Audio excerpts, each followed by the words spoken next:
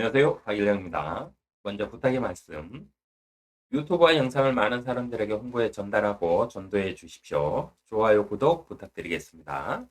성경 66권을 모두 영상으로 제작할 수 있도록 구독, 회원 가입 후에 자발적인 후원을 부탁드리겠습니다. 네, 오늘은 지난 시간에 이어서 엘리후의 강론이고요. 엘리후가 오늘 강론하는 주제는 사람이 왜 자기중심적이 되느냐를 고민해 볼 수 있는 강론의 주제들이에요. 그래서 오늘은 자기중심적인 신앙관, 자기중심적인 신앙관이 왜 만들어지는지 그러한 이유들을 살펴볼까 합니다. 네, 친구들에게 이어지는 엘리후의 강론은요. 오늘은 35장 내용이고요. 35장 2절부터 7절까지 말씀은 당신이 말하기를 나의 의는 하나님의 의보다 더 낫다 하였으니 당신은 이것이 옳다고 생각하느뇨. 당신이 말하기를 그런즉 내게 무슨 유익이 있으면 내가 내 죄에서 깨끗이 되면 나는 무슨 이익을 얻는가 하였도다. 내가 당신과 또 함께한 당신의 동료들에게 대답하겠노라. 하늘들을 쳐다보고 바라보라. 당신보다 더 높은 구름들을 보라. 당신이 범죄한들 어떻게 그분을 대적하겠느뇨? 당신의 제약이 많아진들 그분께 무엇을 행하겠느뇨? 당신이 의로워진들 그분께 무엇을 드릴 수 있으며 그분이 당신의 손에서 무엇을 받으시겠느뇨? 라고 질책을 합니다. 엘리후의 이 말은요, 현대를 살아가는 사람들, 하나님 앞에 살아가는 모든 사람들에게 하는 말이에요. 우리가 뭐 신앙인으로 살면은 무슨 뭐 특별한 것처럼 여기면서 살잖아요. 하나님이 마치 나에게 막 복을 주실 것 같고, 복을 주셔야 될 것 같은 분이고, 막 이렇잖아요. 다 착각이에요, 착각. 사람은 피조물이에요. 사람이 어떻게 산들. 하나님께서는 그걸 기이 보시고 하나님께서는 자녀 삼으시고 하나님께서는 기뻐하시는 건 맞아요. 근데 그건 하나님의 입장이고, 사람의 입장에서 보라는 거예요. 사람의 입장에서. 사람의 입장에서 봤을 때 하나님께 사람이 뭐냐는 거예요. 그러니까 건방 떨지 말라는 거예요. 신앙인이라고.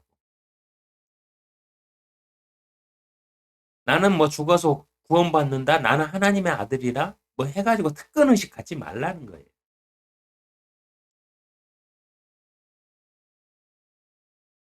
엘리후는 지금 자기 중심적 사고와 자기 중심적 신앙관을 비판하고 있는 겁니다. 욥과 친구들에게 동시에 비판하고 있는 거예요. 나의 의는 하나님의 의보다 더 낫다고 욥이 얘기했잖아요. 내가 하나님 앞에 당당하고 나는 양심에 끓임이 없기 때문에 하나님과 만나서 나는 대면해서 따져보고 싶다고까지 얘기했잖아요. 그걸 지적하는 거고요.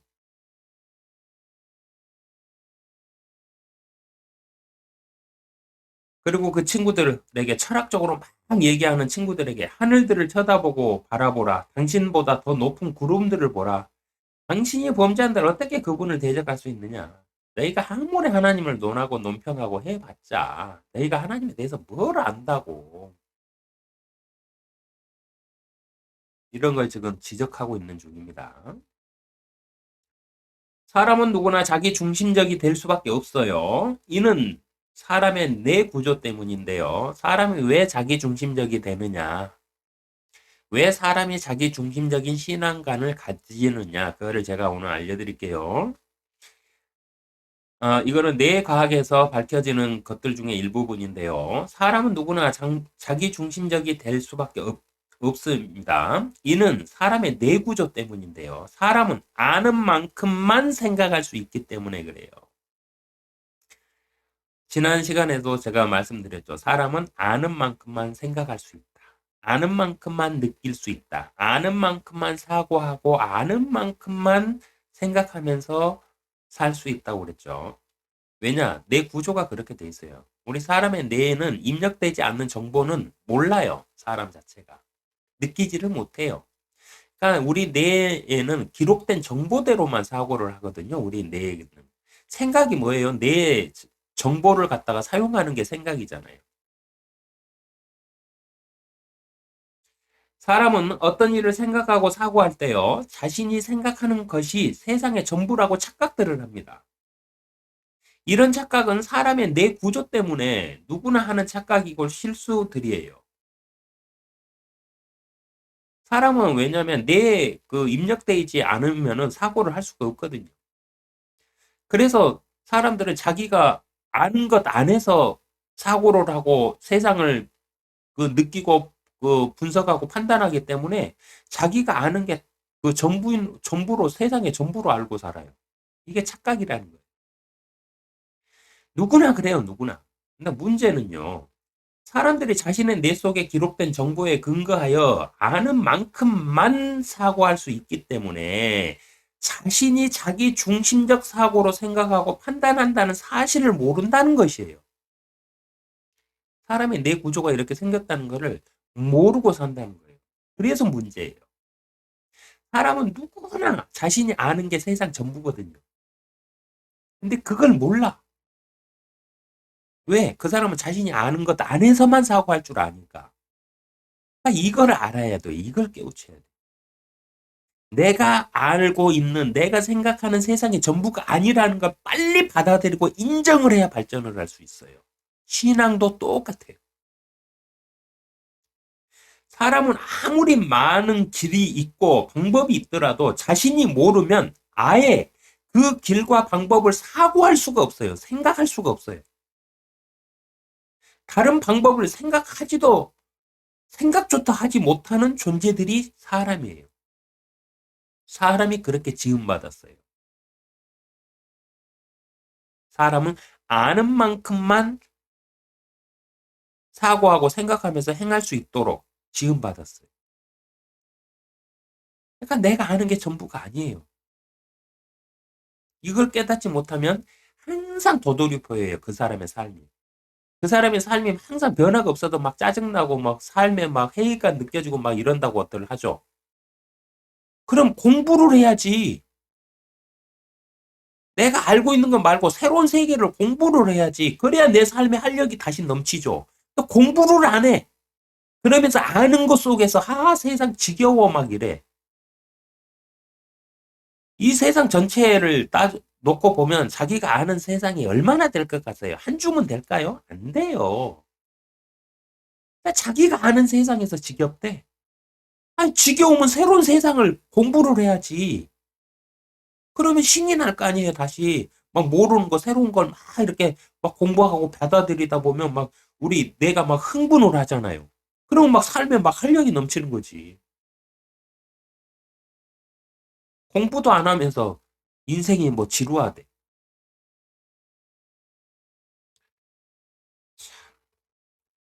고대와 중세 시대에 철학자들이 성인들이 된 이유가 있는데요. 고대와 중세 시대에 철학자들이 성인이 된 이유가 있어요. 다른 사람들은 뭐 다 다른 말로 하지만 저는 이렇게 결론을 내리는데요. 뭐냐면 철학자들이 하는 일이 그 사람들을 성인으로 만들었는데 이들이 했던 일이 뭐냐면은 바로 새로운 생각을 하는 것이었어요. 철학자들이 무엇을 하는 사람들이냐? 시인들이나 철학자들이 무엇을 하는 사람들이었느냐? 일반 사람들이 생각하지 못하는 새로운 생각을 해내는 것을 직업으로 하는 사람들이 철학자고 시인이었어요.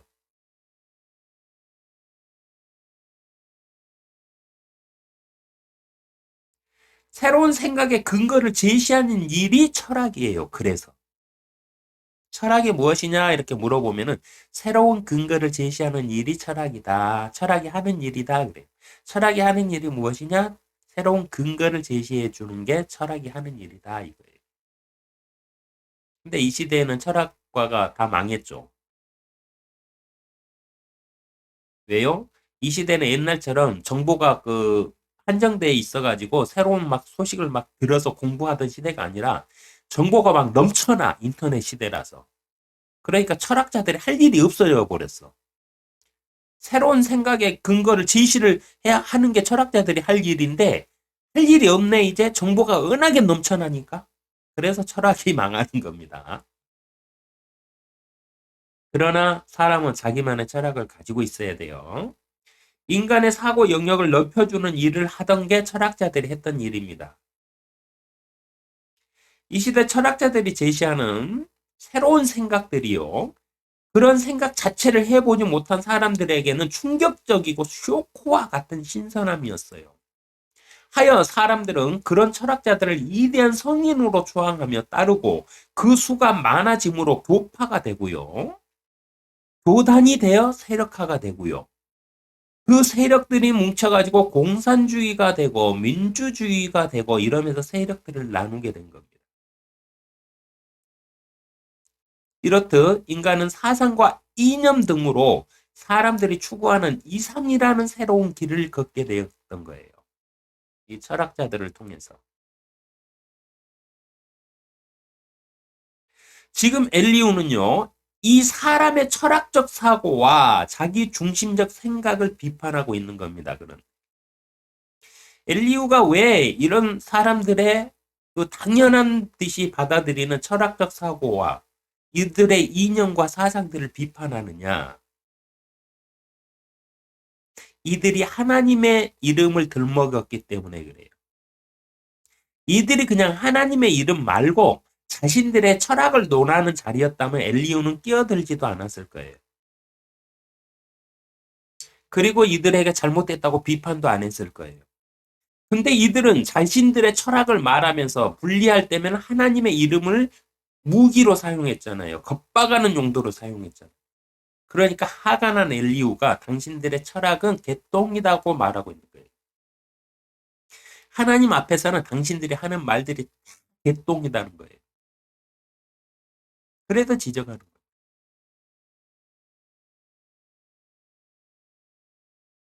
당신이 의로워진들 그분께 무엇을 드릴 수 있으며 그분이 당신의 손에서 무엇을 받으시겠느냐라며 인간이 아무리 뛰어난 사람이 되고 성인이 되어 어떤 일들을 행한들 하나님께 무슨 가치가 있느냐고 반론하는 겁니다.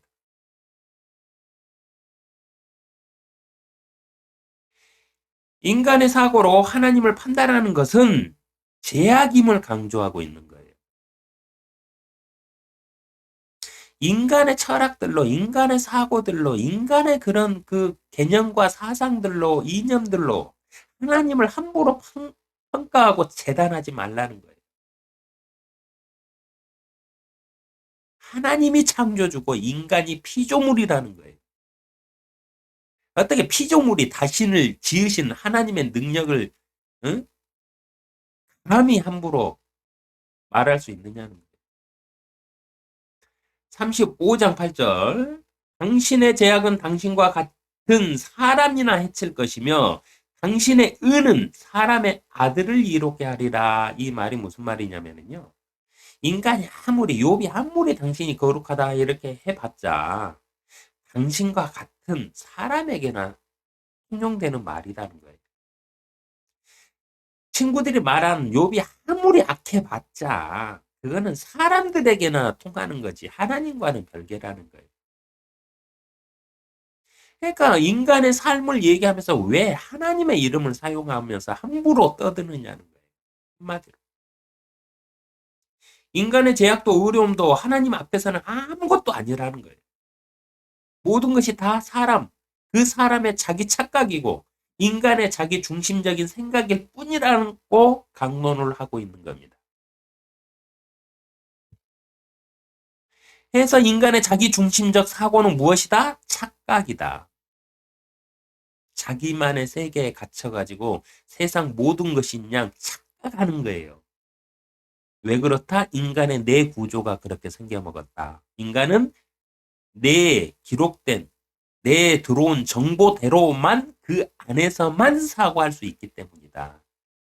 근데 인간이 하나님의 세계에 대한 정보를 하나도 모르잖아요. 전혀 모르잖아요. 본 적도 없잖아요. 근데 어떻게 하나님을 놀할 수 있겠어요?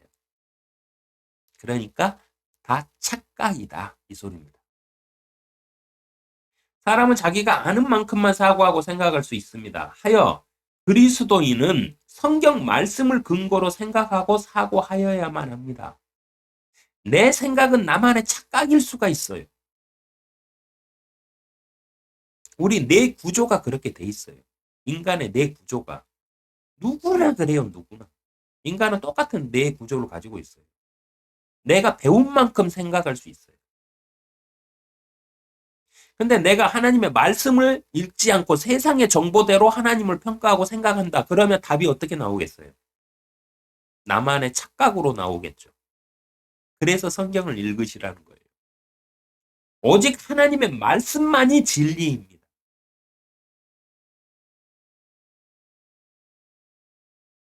오직 하나님의 말씀만이 진리이고 말씀만이 내 삶의 기준치고 내 생각의 모든 표본이고 내 생각의 기둥이고 내 생각의 모든 결정의 모든 법이라고 스스로 받아들이지 않는 이상 하나님을 알 수가 없어요, 여러분.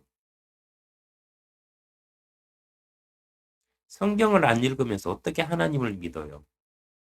개똥 같은 소리들 하지 마시고 혼자 착각하지 마세요. 당신을 하나님을 믿는다고 당신 스스로 착각하고 있을지라도 하나님 보실 때는 당신의 믿음은 근거 없는 헛소리예요. 헛짓거리고. 그런 근거 없는 믿음을 가지고 자신한테 기도하고 자꾸 얘기하면 하나님께서 그 사람을 어떻게 보시겠어요? 귀찮아하실걸요? 정신들 차리시고 성경 말씀 읽으세요. 말씀에 근거해서 하지 않는 기도는 듣지 않으세요. 오직 하나님의 말씀만이 우리 삶의 진리입니다. 이 사고를 가지고 신앙생활을 하지 않는다면 항상 갈등과 괴로움과 양심의 가책 속에서 헤어나지 못할 것입니다. 그리고 나아가 하나님은 계실까?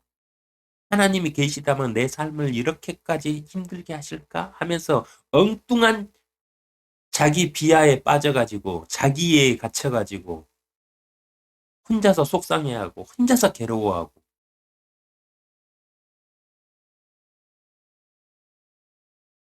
성경을 읽지 않는 신앙은 샤머니즘입니다. 여러분, 성경을 읽지 않고 성경 말씀대로 말씀에 따라서 생각하고 사고하고 받아들이고 인정하고 그 신앙생활을 그 삶을 살지 않는 것은요. 아무리 교회 열심히 다니고 헌금을 몇 천억을 한다고 치더라도 그건 다 샤머니즘이에요. 그 사람 구원 못 받아요. 항상 여러분 생각하실 게 뭐냐면요. 사람의 뇌는 쉬지를 않아요. 항상 새로운 정보를 학습하려고 합니다. 사람의 뇌는. 세상에 즐거운 것들 막 쫓아가고 막 살잖아요. 특히 젊은 시절에 막 한시도 집에 있지 않고 막 밖에 나가서 돌아다니고 막 이렇게 하잖아요. 그 이유가 뭔데요? 우리 뇌가 그래요. 새로운 정보를 계속 막 찾고 막 누리고 싶어 해. 그거를 막 알고 싶어 해요. 근데 어느 순간에 가다 보면 지쳐. 그래서 이제 공부를 안 해. 그러다 보면 밖에도 나가는 거 싫어해. 주말에 어디 가족들 어디 놀러 가자고 해도 귀찮아. 왜? 새로운 게 없으니까. 뻔한 거니까. 그렇게 자기 스스로 생각해 버리니까. 근데 그날 가가지고 그곳에 도착한 곳에 나무 한 그루가 어떻게 생겼는지, 풀 한 포기가 어떻게 생겼는지 호기심을 갖고 계속 이렇게 탐구하는 사람이라면 피곤하지가 않죠. 일주일 내내 회사에서 야간했더라도 주말에 가족들하고 나들이 가고 활력을 얻어서 와요. 새로운 걸 공부할 수 있으니까. 회사에서는 새로운 걸 공부할 수 없잖아요. 주어진 업무, 반복된 업무 계속 실수 없이 해내야 되는 게 회사 생활이고. 근데 밖에 나가고는 새로운 걸 계속 이렇게 공부할 수 있어요. 그러면 우리 뇌는 배우는 걸 워낙에 좋아하기 때문에 활력을 찾습니다. 내 생각 안에 갇혀가지고 내가 생각하는 게 세상의 전부라고 생각하지 마세요. 특히 신앙인들, 내가 믿고 있는 하나님 전부라고 생각하지 마세요. 착각이에요. 성경 말씀대로 신앙생활하세요. 사람의 뇌가 아는 것에 만족하지 못하고 항상 새로운 정보를 학습하기 때문에 지금은 생각의 답이 100% 정답일지라도 시간이 지나면 우리의 뇌는 새로운 정보를 공부하여 지식이 쌓이므로 100% 지금 100% 정답이었던 것이 오답이 되어버려요. 이게 사람의 삶이에요. 사람의 삶에는 100% 정답이 없습니다, 여러분. 왜냐? 오늘 정답이었던 게 내일은 바뀌어버리거든요. 왜? 사람의 뇌가 계속 새로운 지식을 습득을 하거든요. 내가 노력을 안 해도 뉴스를 보거나 뭐 TV를 보거나 뭐 이렇게 막 걸어 다니면서 보는 것들 중에 무의식적으로 내가 계속 공부를 하고 있거든요. 그래서 오늘 정답이었던 게 내일은 정답이 아니에요. 그게 사람이에요. 사람은 제자리에 머물러 있을 수가 없어요. 환경은 안 바뀌어도요. 그 사람 생각, 그 사람 마음은 계속 바뀌어요. 그게 사람이에요.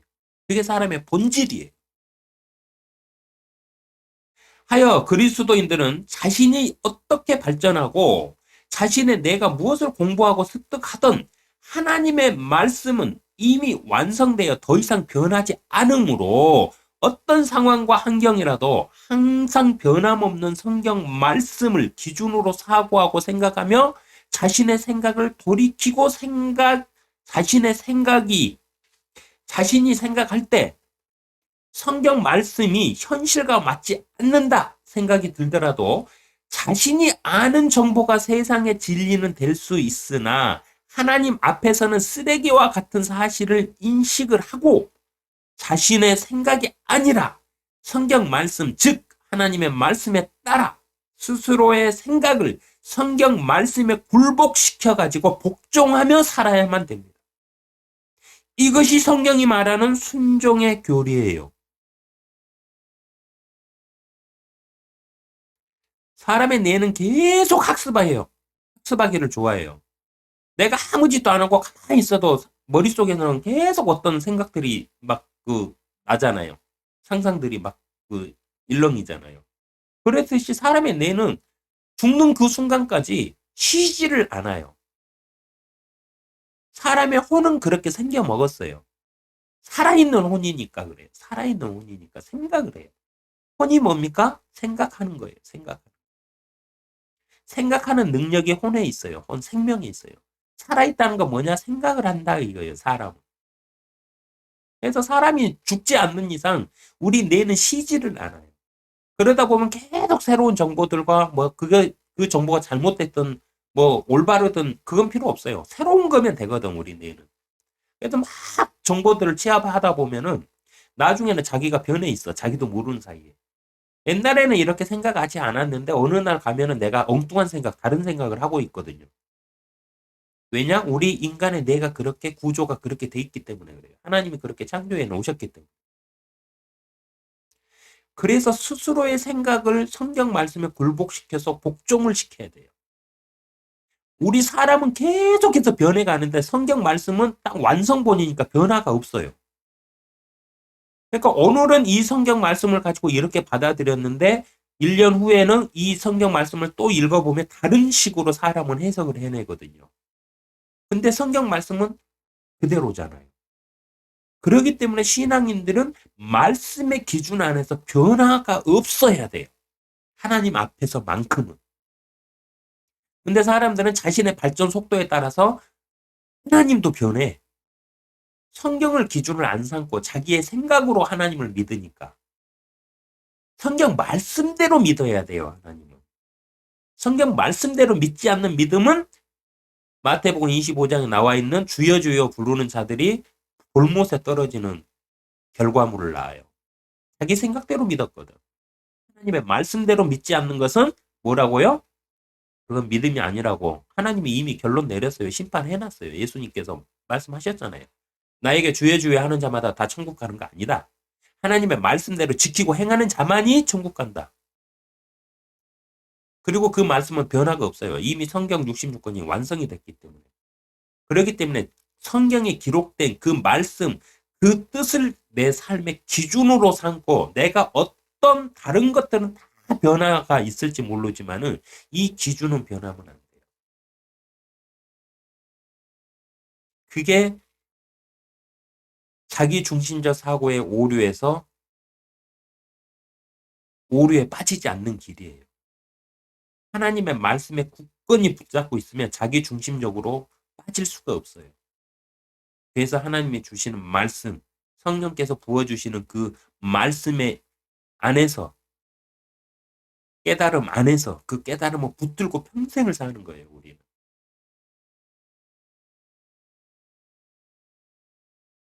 성경적인 순종의 의미는요, 성경이 말하는 순종이란 것은 성경에서 이렇게 하라고 해서 하는 대로, 하라는 대로 순종하는 것이 아닙니다. 성경에서 이렇게 하라 해서 그렇게 했다, 그게 순종이 아니에요.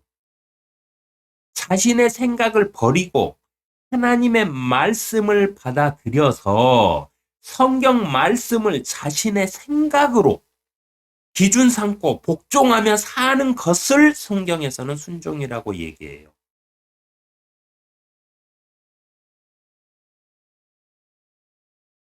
그래서 예수님이 그 시대 성전에서 그 설교하고 가르치던 목사들에게 뭐라고 그랬어요? 행위를 믿지 말라고 그랬죠. 행위가 믿음이 아니라고 그랬어요. 그 사람의 마음이 믿음이라고 그랬죠. 성경에서 가난한 자들을 구제하라고 그랬으니까 구제를 해. 그럼 나는 할 일 다 한 거야. 그게 아니라 그 마음, 그 가난한 자들이 하나님의 자녀들라는 의식을 가지고 그들을 도와주는 그 마음을 지적하셨어요. 그 마음이 너희들에게는 없다는 거였어요. 성경에서 말하는 순종은요, 성경에 기록된 대로 법대로, 법에 따라서, 율법대로 이걸 이렇게 이만큼 하라고 그랬으니까 그만큼 딱 하고, 그게 순종이 아니에요. 자신의 생각을 버리고 하나님의 말씀을 받아들여서 하나님의 말씀을 자신의 생각으로 기준 삼고 복종하면서 사는 것을 순종이라고 합니다. 이것은 아주 중요한 마음의 진심과 관련된 신앙관으로요. 자신의 생각 자체를 성경 말씀으로 기준 삼고 사고하며 생각하고 판단하는 사람은 무슨 일이든 선택할 필요가 없어져요. 하나님께서 이렇게 하라고 하셨으니 당연히 이렇게 사는 거예요. 하나님의 말씀이 자신의 삶의 기준이 되므로 믿음과 신앙생활에 갈등이 없어져요. 하나님의 말씀을 내 생각 자체로, 내 생각의 철학으로 딱 가지면 내 생각을 갖다가 신앙의 철학으로 갖는 게 아니라 내 중심적인, 자기 중심적인 생각을 신앙의 철학으로 갖는 게 아니라 하나님의 말씀을 자신의 철학으로, 자기의 기준으로 삼아버리면 세상 살기가 참 편해져요. 그러나 자신의 생각으로 사고하고 판단하는 사람은요, 자신도 모르는 사이에 자신의 뇌가 새로운 정보를 학습함으로 항상 자신이 변해가고 있거든요. 때문에 만족할 수가 없어요. 하여 욕심을 내게 되고 인간의 뇌가 항상 새로운 것을 추구하므로 끝없는 욕망에 사로잡히게 됩니다.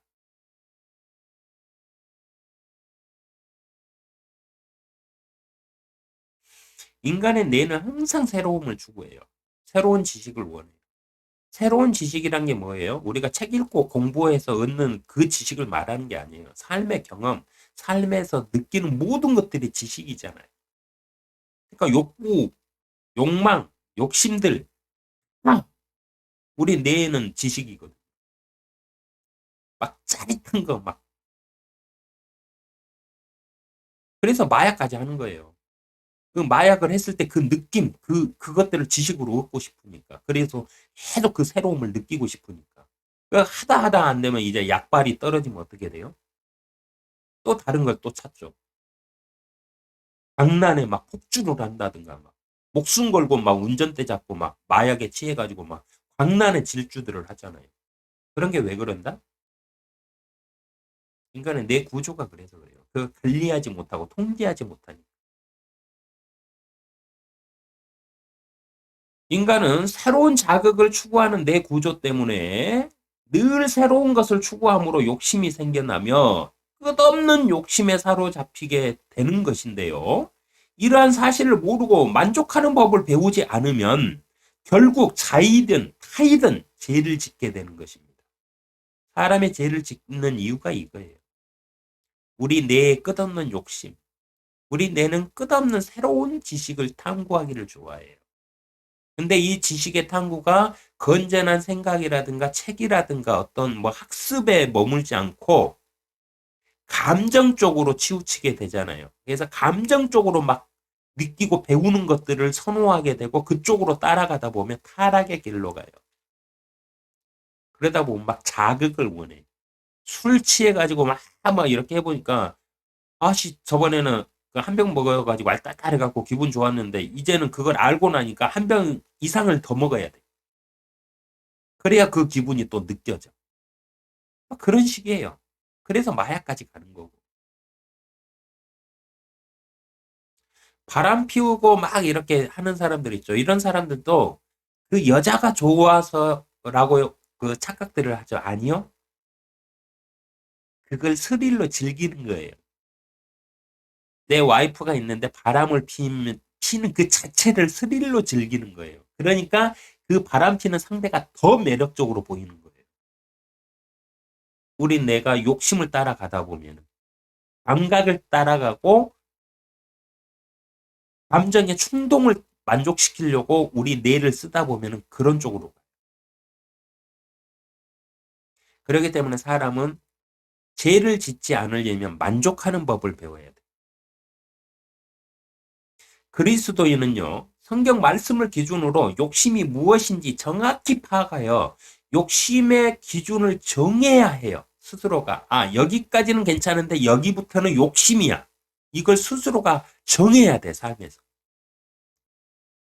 우리 뇌는 항상 한 발 더 나가기를 좋아해. 지금까지 배운 거 만족하지 못하고, 아, 이건 배웠으니까 이제 알아, 내가. 그러니까 또 새로운 걸 배우고 싶어 해. 그러면 더 욕심을 부리게 돼 있어요. 내 구조가. 근데 그거를 자기가 주관할 수가 있거든요. 여기까지는 내가 허락하지만 이 이상은 안 돼. 이 이상부터는 말씀에 어긋나는 거고 하나님의 기준에 어긋나. 그러므로 나는 이 이상부터는 모든 감정까지도 다 포기 안 할 거야. 하고 선언을 하셔야 돼. 그래서 자기만의 기준을 삼아야 돼. 하나님의 말씀으로. 하나님의 말씀의 법을 기준으로 포기할 것은 과감하게 포기하고요. 만족하는 법을 배워야만 늘 새로운 자극을 원하는 내 구조의 욕망을 이겨낼 수 있으며 새로운 자극을 원하는 내 구조에서 오는 욕망을 이겨내고 다스려야만 제 유혹에서 자유로울 수 있습니다.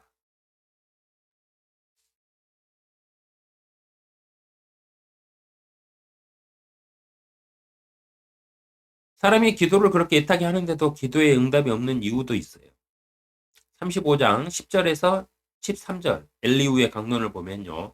그러나 나를 지으신 분 하나님, 즉 밤에 노래를 주시는 분은 어디 계시며 우리를 땅의 짐승들보다 더 가르치시고 우리를 하늘의 새들보다 더 현명하게 만드신 그분은 누구신가? 하고 말하는 자가 한 사람도 없도다. 거기서 그들이 부르짖으나 아무도 대답해 주지 않는 것은 악인들의 교만 때문이라. 하나님께서는 헛된 것을 결코 듣지 아니하시며 전능하신 분께서는 그것을 개의치 아니하실 것이라. 욥이 아무리 하나님을 찾아도 응답이 없다고 계속 한탄하면서 막 자기 잘난 체 했잖아요. 그거 지적하는 건데요. 이 엘리후의 강론을 보면 기도에 응답이 없는 이유가 딱 나오죠. 해서 모든 건 성경 안에 답이 있어요. 왜 기도에 응답이 없냐? 여기 나와 있잖아요. 사람들이 부르짖음에 응답이 없는 이유는 사람들이 헛된 것을 구하기 때문이라고 딱 써져 있잖아요. 나와 있잖아요. 사람들의 교만 때문이라고 강론하고 있잖아요. 기답, 기도에 응답이 없는 이유는 사람의 교만 때문이에요. 하나님, 저에게 뭘 주십시오. 왜? 하나님이 왜 주셔야 되는데?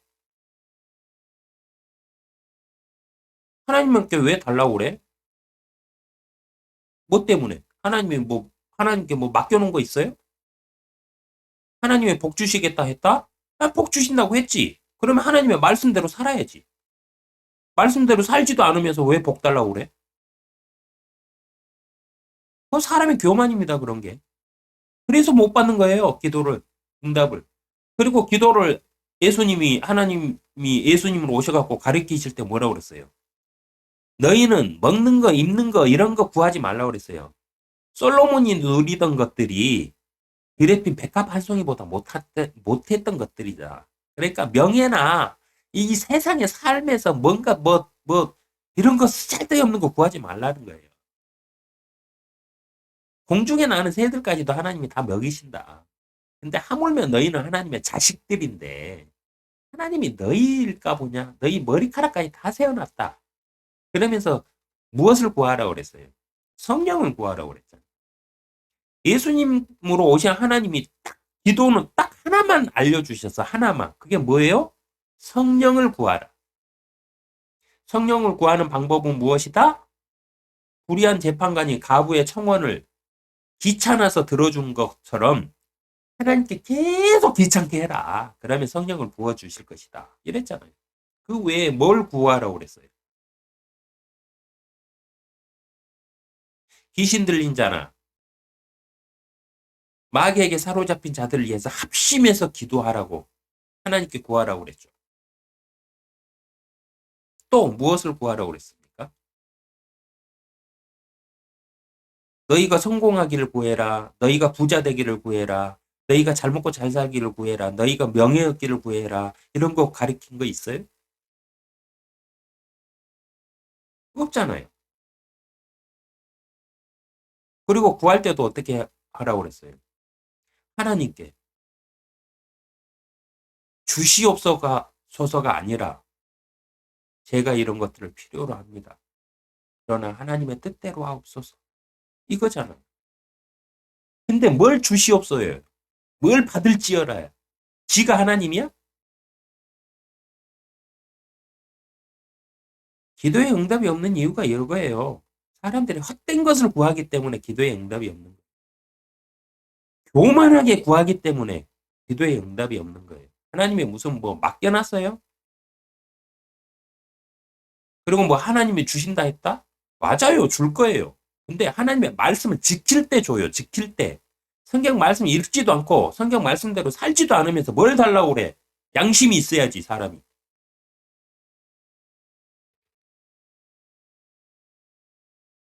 야고보서 4장 3절 구하여도 받지 못하면 너희가 정욕에다 쓰려고 잘못 구하기 때문이다 라고 성경에는 이미 답이 나와 있습니다. 정욕에다 쓰는 게 뭐예요? 내 자식 시험에 합격하게 해주세요. 정욕이에요. 우리 집 편안하게 해주세요. 그거 정욕이에요. 우리 집 건강하게 해주세요. 그것도 정욕이에요. 건강하려면 운동해야지. 운동을 하지 않으면서 건강하게 해달래. 무슨 개뻘 같은 소리예요. 이런 사람들을 하나님은 심판하십니다. 35장 14절 당신이 말하기를 너는 그분을 보지 못하리라 할지라도 그분 앞에는 심판이 있도다. 그러므로 당신은 그를 신뢰하라. 당신이 아무리 사람인 당신이 아무리 하나님을 거부하고 하나님 앞에서 숨고자 할지라도 당신은 결국은 하나님의 심판석 앞에 서야 되기 때문에 그렇게 지음 받은 게 사람이기 때문에 하나님을 믿고 신뢰하고 따르라는 거예요. 사람이 죽으면 누구나 받게 되는 최후의 백보자 심판이 있음을 말하면서 너는 그분을 보지 못하리라 라고 욥이 하나님을 보지 않으려 해도 결국 심판석 앞에서 볼 수밖에 없으므로 그만 고집 부리고 하나님을 신뢰하라고 강론하고 있는 겁니다. 욥이 자꾸 그랬죠. 내가 음부로 내려가리라. 그러면 하나님도 나를 다시는 보지 못하실 것입니다. 막 이러면서 하나님 협박했잖아요. 그게 교만이에요. 지가 뭐라고? 15, 16절 그러나 지금은 그렇지 못하기 때문에 그분이 그의 진노로 벌하셨어도 욥은 그것을 끝까지 안 것이 아니라 그러므로 욥이 입을 헛되이 열어 알지 못한 채 많이 하는도다 하니라라고 지적하고 있습니다. 그러나 지금은 그렇지 못하기 때문에는 욥이 죽기 전이라 최후의 심판에서 받게 될 고난과 지금의 고난을 견주어 판단하는 것은 하나님의 심판의 끝을 모르는 어리석은 말이다는 뜻이에요. 그러나 지금은 그러지 못하기 때문에 그분이 그의 진노로 벌하셨음을 욥은 그것을 끝까지 안 것이 아니라 지금 자기가 받고 있는 이 벌이 뭐 하나님께 벌 받았다 생각할지 모르겠지만 죽어서 최후의 심판에서 백보자 심판에서 받게 될 벌에 비하면 아무것도 아니라는 거예요. 그래서 끝까지 안 것이 아니라고 경고하는 거예요. 그분이 그의 진노로 벌하셨어도의 뜻은 사람이 사는 동안 받는 고난은 최후의 심판이 있기 때문에 하나님의 진노의 끝이 아니므로 욥이 어리석게 말하였다며 욥이 자신의 의로움을 주장하기 위해 헛되이 말을 많이 하고 있다고 지적하고 있는 것입니다. 36절 6장 2절에서 4절은요. 나를 조금만 용납하라. 지금까지 말을 했는데 이 내 말을 잔소리로 듣지 말고 조금만 더 들어달라는 말이죠. 그러면 내가 하나님을 대신해서 아직 말해야 함을 당신에게 보여주겠노라. 내가 먼 곳에서 지식을 가져와서 나를 만드신 분께 의를 돌리리라. 진실로 내 말은 거짓이 아니니 지식으로 온전하신 분께서 당신과 함께 계시느니라 하면서 하는 말이 뭡니까? 욥 당신은 하나님을 찾고 못 찾아서 괴로워할지 모르겠지만 분명한 것은 하나님은 당신과 함께 한다는 거예요. 당신이 그거를 거부하고 있다는 거죠. 느끼지 못하고 있다는 거죠. 너무 고통에 사로잡혀가지고 하나님이 나를 버리셨다고 느끼는 거라는 거예요. 그러면서 내가 먼 곳에서 지식을 가져와서 나를 만드신 분께 의를 돌리리라.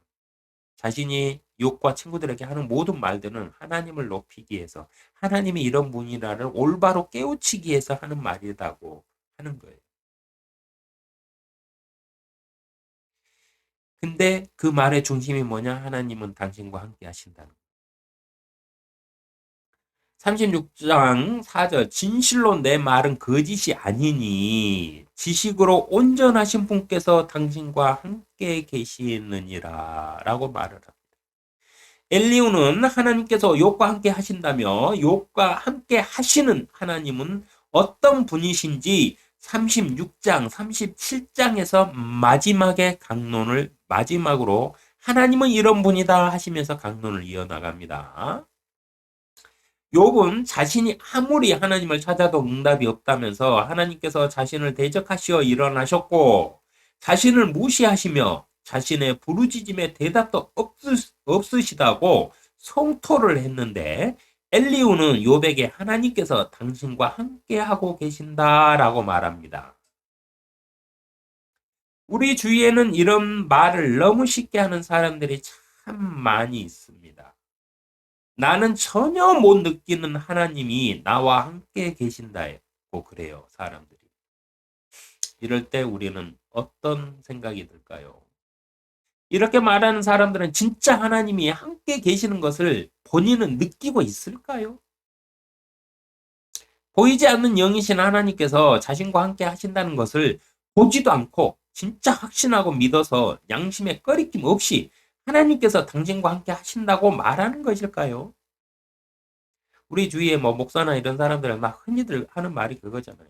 하나님께서 당신과 함께 하십니다. 근데 그 사람은 그렇게 말하는 그 사람은 진짜 하나님이 자기와 함께 하심을 알고 있고 느끼고 살고 있을까요? 광화문에 광건병 걸린 것 같은 목사는 하나님께서 진짜로 자신과 함께 하신다는 사실을 알면서도 하나님 나한테 혼나 하면서 개소리 같은 설교를 아무렇지도 않게 하면서 하나님은 당신을 사랑하시고 복 주시기를 원하신다고 개소리를 하는 걸까요? 내가 보지도 만질 수도 느낄 수도 없는 하나님이 나와 함께 하신다. 혹시 내가 그렇게 착각하고 믿고 있는 것은 아닌지 잘 생각해 보시는 한 주 되시길 바라며 하나님의 화평이 함께 하시기를 기도합니다.